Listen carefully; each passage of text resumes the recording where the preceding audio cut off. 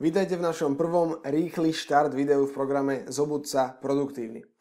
Predtým, než sa do toho celého pustíme, dovolte mi najprv povedať vám o formáte týchto krátkych tréningových videí a o všeobecnom formáte týchto šprintov, na ktoré sa budeme sústrediť prvých pár dní. Prvých pár minút sa budete učiť s videom a potom zastavíte video a budete robiť cvičenie a potom opäť pustíte video, aby sme s cvičením mohli pokračovať. Taktiež budete odo mňa často počuť, ako rozprávam o aktivitách, ktoré majú celoživotnú vysokú hodnotu. To sú aktivity, ktoré robíte teraz, ktoré robíte raz, nie teraz, aj teraz, ale vracajú sa vám dlhodobo. Aktivity, ktoré robíte raz, ale vracajú sa vám dlhodobo. Pravdou je, že niektoré z týchto veľmi dôležitých aktivít nemajú nič spoločné s peniazmi alebo podnikaním a vlastne s ničím, čo sa deje vo svete, tam vonku. Niektoré z týchto kľúčových oblastí sú vnútorné. Sú to procesy, ktoré sa dejú v nás a ktoré sú spojené s rozmýšľaním, s emóciami, s motiváciou. Niektoré z nich sa týkajú našich vzťahov, niektoré našich záväzkov, niektoré zase s tým, ako sa na seba pozeráte. A pointou je, že my sa naozaj chceme naplno zamerať na týchto 5 videí, ktoré boli pripravené na rýchly začiatok, pretože tie sa týkajú našich vnútorných procesov. A sú to jedny z najhodnotnejších aktivít. Aj keď sú tieto videá krátke a cvičenie väčšinou trvajú možno 5 až 10 minút, tieto videá sú miesta, kde začneme identifikovať obrovské príležitosti, obrovské možnosti, ako môžete zobrať seba a váš úspech na úplne iný level. V cvičeniach, ktoré tu budete robiť, nájdeme aktivity, ktoré môžete robiť a ktoré majú tú celoživotnú hodnotu a ktoré hlavne môžeme robiť rýchlo. A pointou týchto prvých cvičení je uvoľniť všetko napätie a energiu. To je tá najdôležitejšia vec, ktorú môžeme spraviť, pretože ako náhle uvoľníme všetko to napätie a energiu, ktorá je v nás zablokovaná, tak to potom môžeme použiť v iných hodnotných oblastiach nášho života a pracovne, nášho biznisu. OK, takže poďme na to a uvoľníme z nás napätie a energiu.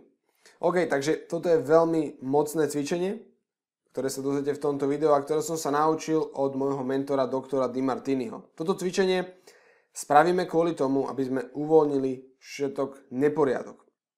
Teraz ak pracujete v skutočnom svete, reálny skutočný svet a váš stôl je jeden veľký neporiadok, tak nemôžete tam nič nájsť a nemôžete pracovať efektívne, pretože je to všetko zahrabané a je v tom chaos.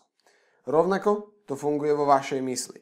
Ak je vo vašej mysli neporiadok a je tam príliš veľa vecí, ktoré sa tam dejú naraz, ktoré sa navzájom rozptylujú a berú vám energiu a hodnotné zdroje, tak sa nemôžete sústrediť a pracovať čo najefektívnejšie. Takže v tomto cvičení úplne jednoducho si napíšeme všetko, o čom rozmýšľate. Všetko, o čo sa strachujete, čo sa bojíte, všetko, čo sa obávate. A na toto cvičenie si dáme aspoň 10 minút. Ak si väčšinou cvičenia píšete na papier, tak odporúčam, aby ste si založili nejaký nový zošit, kde budete mať všetky cvičenia, ktoré budeme robiť v tomto programe, aby ste ich mali pohromade. Ak si to vypisujete na počítači, tak si jednoducho vytvorte zložku, ktorú si nazvete Zobuď sa produktívny a potom si otvorte dokument a napíšte si to sem a všetky ostatné cvičenia si dávajte do tohto foldra, do tejto zložky, aby ste to znova mali všetko pohromade. OK, takže píšeme ďalšie lietadlo, ktoré sa tu premáva. Takže píšeme všetko, nad čím rozmýšľate a čoho sa obávate, keď zaspávate, všetko, čoho sa obávate a strachujete, keď sa zobudíte. Chceme zachytiť všetko, čo je vo vašej mysli. A píšte v kúse aspoň 10 minút, jednoducho si napíšte dlhý zoznam všetkého, čoho sa obávate, všetkého, o čom rozmýšľate, všetkého, čo vás straší, alebo nad tým musíte neustále premýšľať vo vašom živote. Takže zastavte toto video a začnite písať. A keď budete hotoví, tak sa sem znova vráťte a taká malá pomocka ešte. Signál, kedy budete vedieť, že ste už hotoví, je keď si spravíte dlhý zoznam vecí a začnete sa smiať. Tak to viete. Takže začnite teraz a zastavte toto video a vráťte sa k tomuto videu, keď budete hotoví. Super, sme späť. Asi ste si napísali veľa vecí, nad ktorými rozmýšľate. A nie je to zaujímavé? Nad koľkými rozličnými vecami musíme rozmýšľať, koľko rozličných vecí je v našej mysli. Teraz je čas na druhú časť tohto cvičenia. Takže teraz, keď máte ten zoznam, tak si prejdete tento zoznam a dáte krúžok ku každej veci, ktorú nemôžete kontrolovať. Hej? Krúžok ku každej veci, ktorá je mimo vášho kruhu kontroly. A dajte hviezdu ku každej veci, ktorú môžete kontrolovať, ktorá je vo vašom kruhu kontroly. Takže ešte raz, krúžok ku každej veci, o ktorej rozmýšľate a bojíte sa o ňu, ktorá je mimo vášho kruhu kontroly. A dajte hviezdu ku každej veci, ktorú môžete kontrolovať a ovplyvniť.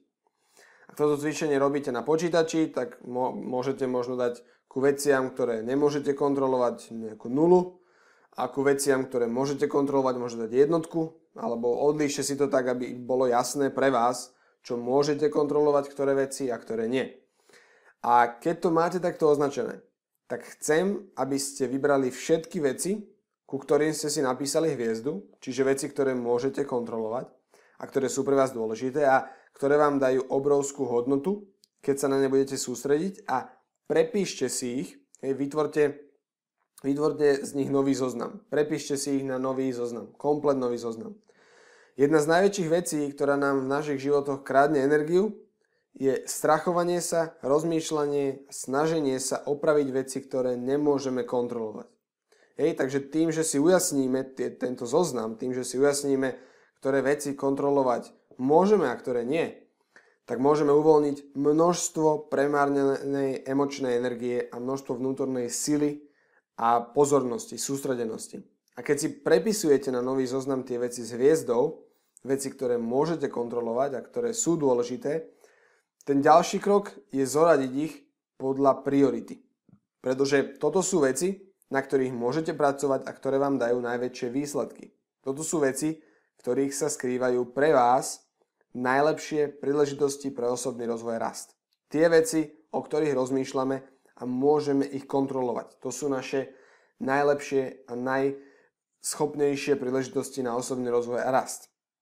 Teraz tie ostatné veci na vašom zozname, čo s nimi? Jednoducho ich necháme ísť. Vedome ich necháme tak. A keď prechádzate cez váš zoznam a vidíte veci, ku ktorým ste dali ten krúžok, ktoré sú mimo vášho kruhu kontroly, tak sa na ne iba pozriete a vedome ich necháte tak. Takže si iba poviete, môžem nechať túto vec jednoducho tak? Áno, môžem to nechať tak. Teraz musíte to spraviť vedome, pretože toto je mocné cvičenie, ktoré vás ovplyvní emočne. Čiže napísali ste si to, vidíte, že to je niečo, čo nemôžete kontrolovať a potom vedome poviete, nechám to tak. Možno ak sa bojíte nejakej udalosti, ktorá sa deje na druhom konci sveta a vy sa prichytíte, ako o nej rozmýšľate, tak sa spýtate, je niečo, čo s tým môžem spraviť? Nie. Môžem to teda nechať tak? Áno, nechám to tak. A sledujte váš emočný zážitok, keď sa vedome naozaj rozhodnete, že to necháte tak. A potom znova, zoberte tie veci, ktoré ste označili s hviezdou a hlavne tie, ktoré sú veľmi dôležité pre vás a váš úspech. Preneste ich na nový zoznam, zoradte ich podľa dôležitosti a jasne si ujasnite, na čo sa chcete sústrediť. Teraz, ak je na tom zozname veci, ktoré majú hviezdu, ktoré môžete kontrolovať, ak je na tom zozname viac ako 10 vecí, tak ich máte príliš veľa. Takže chcete to skresať na 10. Pod 10 to je úplne ideálne, 10 je maximum. Najideálnejšie bolo možno 5 až 7 takýchto vecí. Takže spravte si túto časť nášho cvičenia, nechajte tak veci, ktoré nemôžete kontrolovať, zoradte si veci, ktoré môžete kontrolovať podľa dôležitosti a potom sa sem zajtra vráťte a spravíme si naše druhé rýchly štart video.